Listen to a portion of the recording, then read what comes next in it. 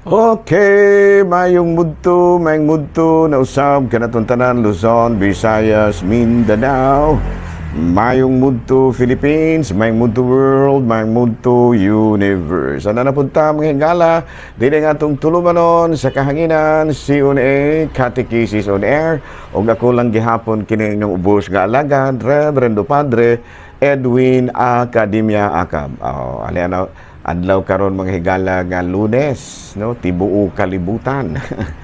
Agosto 26 mga higala, no, itong Agosto 26. Hapit na yung piyesta din sa Bakong, no?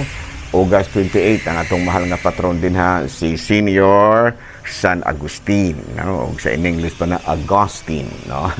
Kung sa kinat sila Agustin, ano? Kung sa Binisaya Austin. Okay na. Kung sa Binisaya pa na Austin, kung sa kinat sila Agustin, kung sa in English Augustine. Ayan, no? Nahala, no? Happy Fiesta di advance happy Fiesta sa atong mga kaigsuonan din sa Bakong, no? Bisperas na ugma, no? Pizza 27. Ako po dahil nga timbayaon mahigala, of course, ang atong talahorong obispo. Abot na uli na ba sa obispo mong tanan ko mahigala kinapog ni papirmahan, no? Basog niya na si obispo, no? Basog niya na si obispo kinapog ko papirmahan. Nahala, no? Padayon kita sa ato nga mga buhata mo rin timbayaon o mayong mudto sa bangako ang mga kaigsuunan din sa isla sa Siquijor. Ayan. Nahala, no? Mayong mudto. Ayaw mo katingala mahigala ha o ganong na yung mga gangis diri sa kuang kung ang kay ang ato ang mga igsuon. Dool kay ko shop, dool kay ko sa kining dalan, dool kay ko sa kining gym, daghang kayo mga distractions mahigala, pero okay ra, no?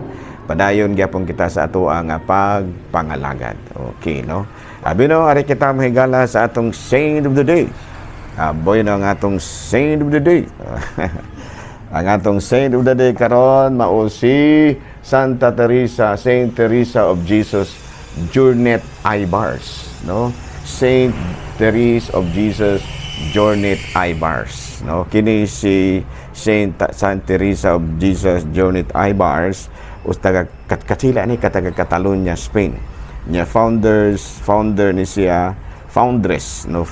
siya sa Little Sisters of the Poor. Uy, mayo kayo, no? O niya natawag siya ni adtong tuig January 27, 1872 in Barbados, Spain. By the time of the death of the kining, niya more than 50 houses to her congregation was built. No, niya beatified in 1958 and she was canonized in 1274 by Pope Paul the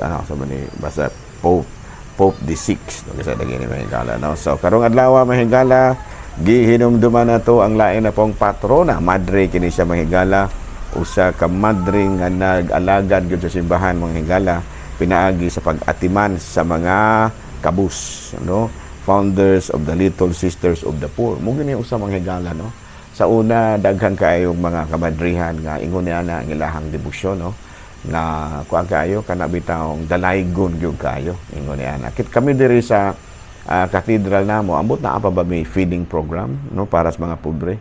Murag na mingaw naman, tan-aw na ako murag mingaw naman. So pero sa panahon ni Bishop Jandu na amin niya na, pero sige lang, no, padayon paghihapon nato nga giatimanon ang mga pobre. Ano karong adlaw mahigala atong gihinumduman ang lain na pong patrona sa Katolikong simbahan, si Santa Teresa de Jesus Journet Ibars. Okay. Abi no, ari kita manghigala na sa atong sa Saint of the Day humana CBCP News.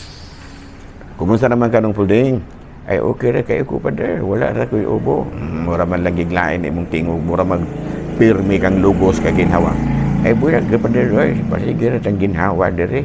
Ug kabahig ginhawa na ara kumpleto rang ginhawa nato. Ikaw Mr. Cheng, mura mapug nang luspad ka. Ay nga lang gami mga Chinese father o mga losparon ba. Pero dili ganit lospad kay puti mo gumi. Very good, no? Sa ato patungod sa imong pagkaputi nang luspad ka.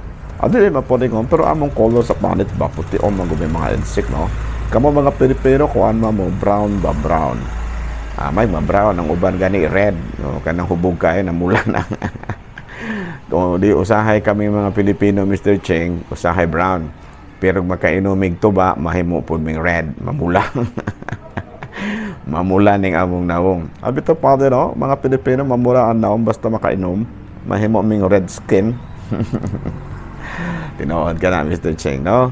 Abi no, alay kita mga gala, CBCP News, balitang simbahan ini kabuntuhon, mga kaobispuhan, nga gikatakda nga moapil sa Synod on Synodality dito sa Roma karong maabot bulan sa Oktubre, gilusad ang pasiuna nga kalihukan o workshop sa wala pagani ang gikatakda nga panahon.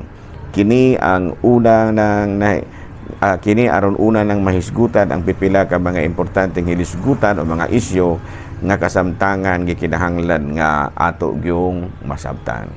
Balita mga higala gikan sa Vatican, seek and remain in the Lord for fullness of life. Mao kini ang gitudlo usab sa Talahurong Santo Papa sa iyang audience dito sa Roma, dito sa Vatican. Matod pa pangitaa ug pabilin diha sa Ginoo aron maangkon nimo ang kahimpitan sa imong kinabuhi. Mao kana ang mga pahinumdum usab sa atong Santo Papa nga mamahimong hingpit ug mabungahon ang atong kinabuhi. Pangitaa ug imo nang makaplagan pagpabilin diha kang Kristo. Mao kadto mga higala mga balitang simbahan ini kabuntuhon ug ari na kita mga higala sa ato ang catechism. Ug sa may ato karong catechism Father, apadayon gyapon kita sa topic nato nga kining the Holy Spirit interpreter of Scripture. Muna ato ang topic may higala, no? Article 3 hapon ni siya. Number 3, no? The Holy Spirit, of course, kami, kuan gihapon ni siya. Parte gihapon kini siya sa original topic nato nga kini sa atong original main topic nato, inspiration and truth of sacred Scripture. No? Inspiration and truth of sacred Scripture. Unya, niya kita karon sa number 3, no? The Holy Spirit interpreter of Scripture. Ayan, no? The Holy Spirit interpreter of Scripture. Ayan, no? Sa ato pa ang Espiritu Santo maugyud ang kanang bitawag mo interpret sa sinulat sa diha sa Biblia, no? Matud pa sa Dei Verbum number 12 article 1, in sacred Scripture, God speaks to man in human ways to interpret Scripture correctly. The reader must be attentive to what the human authors wanted to offer and to what God wanted to reveal to us by their words. So, sa ito pa, ang balaang kasulatan di ay mismo gyud ang langitong amahan mo nagsulat ni ana. Pero matud pa ginamit ang pinulungan sa tao aron masabtan pod sa tao kay unsaon man nato pagsabot og dili gamiton ang pinulungan sa tao. Muna nga ang mubasa sa Biblia kinahanglan nga imog yung huda-hudaon nga tao ang nagsulat ni ana muna nga ato yung sabton pag-ayo in order to affirm and to what God wanted to reveal to us by His words. Ana, no? Unya, matud pa sa pagsulat sa Biblia, there are criteria for interpreting Scripture in accordance with the Spirit who inspired it, no? So, okay, no? Doon ay mga tulo ka criteria. Number 1 is the content and the unity. Be attentive of the content and the unity of the whole Scripture, no? Sa ito pa, imog yung tanawon o sabton ang kasulatan sa iya yung kinatibukan. Dili ba katubang imurang takpaw-takbaw pa? Sa iya yung kinatibukan mo na gitawag na to og unity, no? Unity of the whole Scripture. Tan-awon og sabton ang Biblia sumala sa pagsabot nga kinatibukan. Unya unsa man ang kinatibuk-an magsabot sa Biblia? Atong hunahon nga ang kinatibuk ang tuyo sa Biblia mao ang kaluwasan sa katawhan pinaagi kang Kristo. O diha dapit magkasinabot, no, nga ang Biblia gisulat sa mga human authors, no, aron gyud nga masabtan nato ang pagtulunan usab ni Kristo. Kay giluwas man ang tao pinaagi kang Kristo. He is the fulfillment of the promise. Kaya ito kanang mabasa sa Lucas Kapitulo 24, versikulo 25 sa 27. Unya, miingon si Jesus kanila, pagkabuang gayud ninyo, pagkadugay ninyong mutuo sa tanang gisulti sa mga propeta.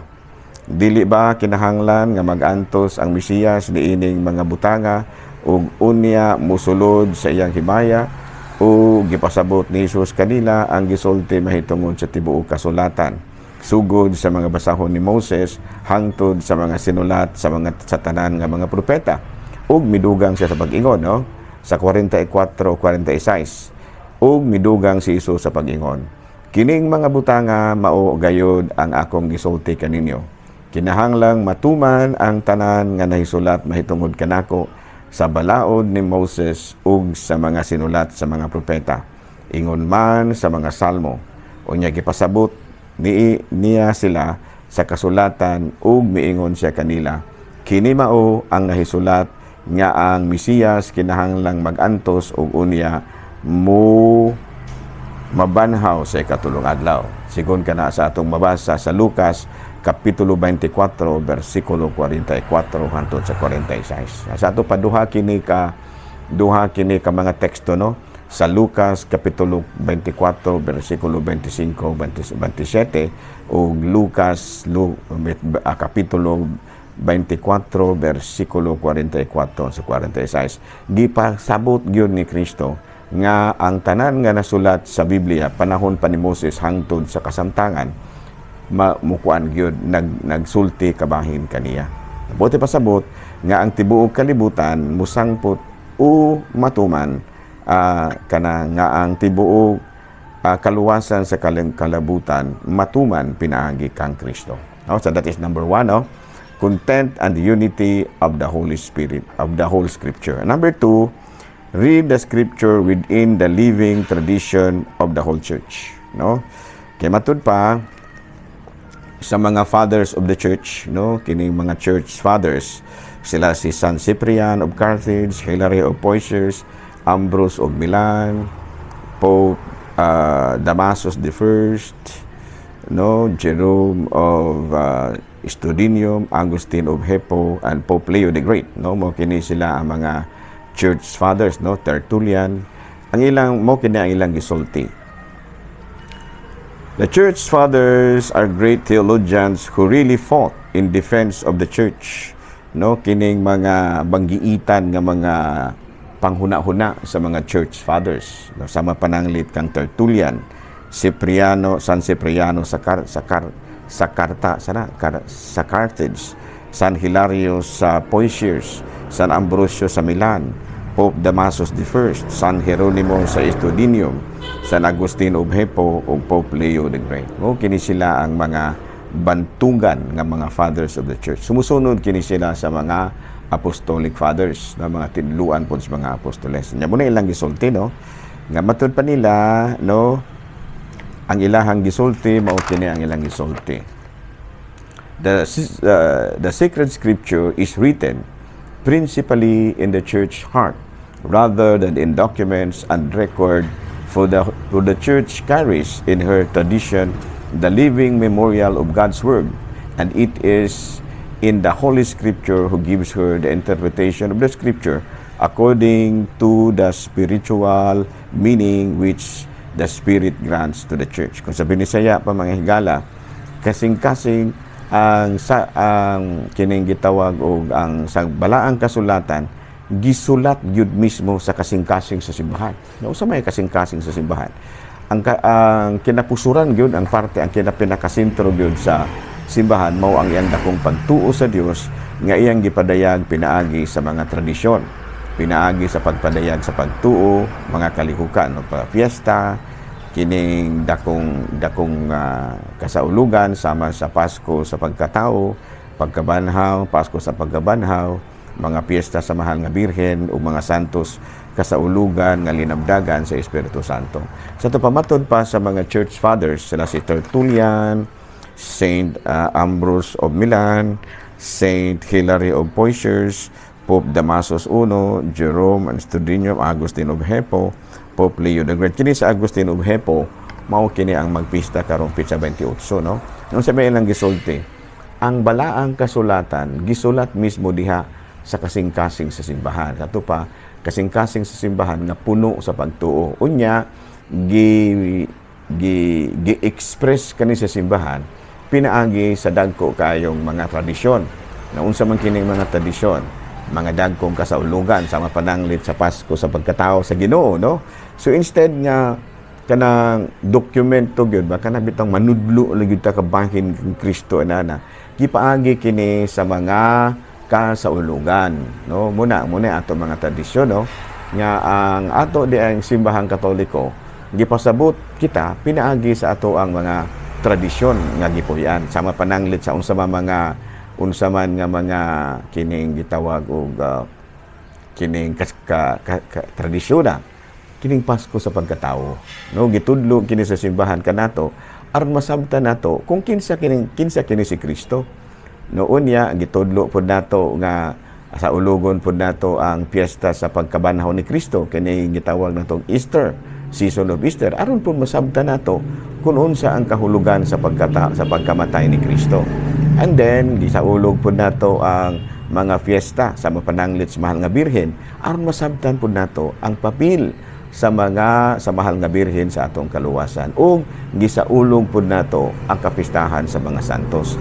Kini siya mo'y atong paagi, no, aron masabtan ang mga pagtulon-an ni Kristo nga gitudlo sa simbahan. Sa to pa wala nato dili ingon nga nagyaw-yaw gyud ta pag-ayo nga muni pareho sa nang sulti-sulti gyud ta dala singgit gyud ta muni mga pagtulon-an. Dili usa sa mga paagi sa simbahan aron masabtan ang pagtulon-an ni Kristo mao ang mga tradisyon nga atong gipuy-an, no? Klaro ba kana atong mga kasaulugan ba, no? Muna nga sakto pod gyud ang gibuhat sa mga katsila diri sa Pilipinas ganuman tungod kay naglisod man ang mga tawo pagdawat dayon sa Kristyanismo muna nga gigamit sa mga katsilang misyonero aron masabtan ang pagtulon-an ni Kristo diri sa atoa mao ang pista, no? Pista sa pagkapasko sa pagkatao, kasaulugan sa Pasko sa pagkabanhaw, kasaulugan sa Señor Santo Niño o kasaulugan sa mahal nga birhen, kasaulugan sa mga kapistahan sa mga santos. Di masabtan gud nato. Only lang nga dunay o mga laing nga relihiyon nga medyo wala kay kasabot ana. Ang ato di ang paagi sa pagtudlo sa balaang kasulatan pinaagi di ay sa mga kining gitawag natong scriptures, holy scriptures. Pinaagi mo na nga ang santos nga Biblia ug ang balaan nga mga tradisyon di gyud man naglahi kay ang kuan di ay ang sacred scripture gi-express pinaagi sa mga tradisyon. Sa tupak dili ka maglisod og sabot, no? Panalitan o pagkaon sa mga gigutom ay naa man na sa pista, no? Magampo naa man na sa pista, no? Magahin og panahon sa pag-andam og pagkaon alang sa mga isikyaingon naa na sa pista. Ano mo na nga usa sa mga kalihukan gyud nga aron masabtan nato ang Biblia mao di ay ang tradisyon. Ang miingon ni ana mao ang mga church fathers, no? Kinsa ganito yung mga church fathers, no? Sila si si Tertullian, si Saint Cyprian of Carthage, Saint Hilary of Poitiers, Saint Ambrose of Milan, Pope Damasus I, Jerome of Estudunium, Augustine of Hippo, and Pope Leo the Great. No, muna, no? Klaro ba? Palitan karong pitsa 28, no? Kini si Saint Augustine of Hippo, usa gini sa nagduso nga ang simbahan nanudlo, gitudlo ang balaang kasulatan pinaagi sa mga kalihukan nato, mga tradisyon. Klaro? So muna na, at least makasabot mo ha nga ang kuan di ay ang kapistahan di ay nato binasi gina sa Biblia aron nga masabtan nato ang pagtulon-an ni Kristo pinaagi sa nagkalain-lain nga mga kalihukan. Yan na yung mga lain nga pagtulon-an nga maingon nga wala man na sa Biblia. Naa na sa Biblia oy ang kahulugan sa kapistahan. Kung imog yung tanawon, ang kahulugan sa kapistahan pinasubay gyud sa pagtulon-an ni Kristo. Gani ang mga pista gihimo aron masabtan sa mga tao ang pagtulon-an ni Kristo. Clarex. Di na lang una kita kutob ha. Kulang gihapon kini yung ubos nga alagad Reverendo Padre Edwin Academia Acab, mana milit na usab kaninyo o manalangin kanato ang Dios ng kagahong tanan, Amahan, Anak, Espiritu Santo. Good noon, Pilipinas!